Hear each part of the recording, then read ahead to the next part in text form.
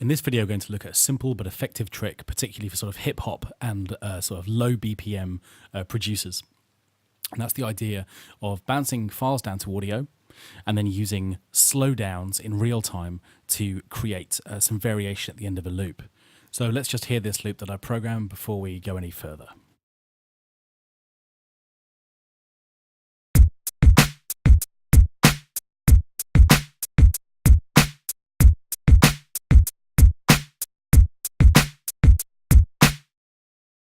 Now, as you can hear in that final beat, I've deliberately left out the last hi-hat so that the track effectively ends on beat 4 of that bar. And what I'm now going to do is to bounce down this loop to become an audio file.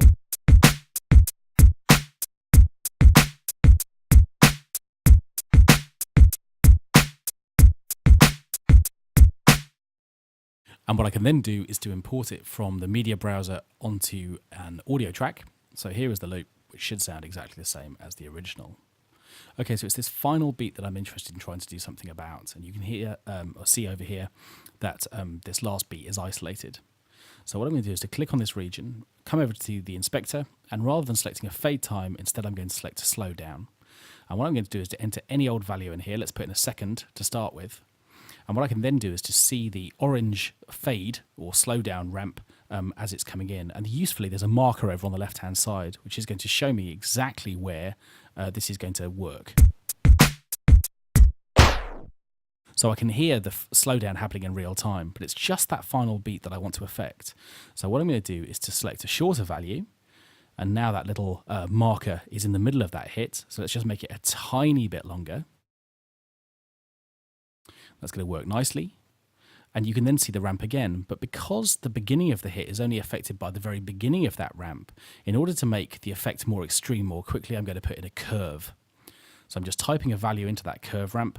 And if I want a more extreme curve, then of course I can just increase that number.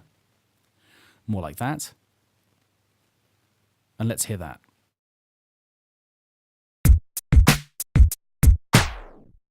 So what I've got is this kind of record stop effect happening on this particular beat. And that's much more interesting than it was before.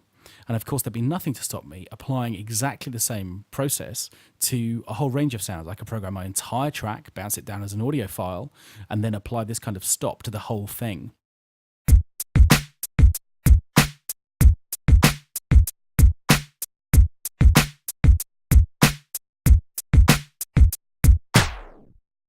So as well as audio tricks like chopping up and reversing, we've also got this idea of being able to slow down individual hits, which is really powerful.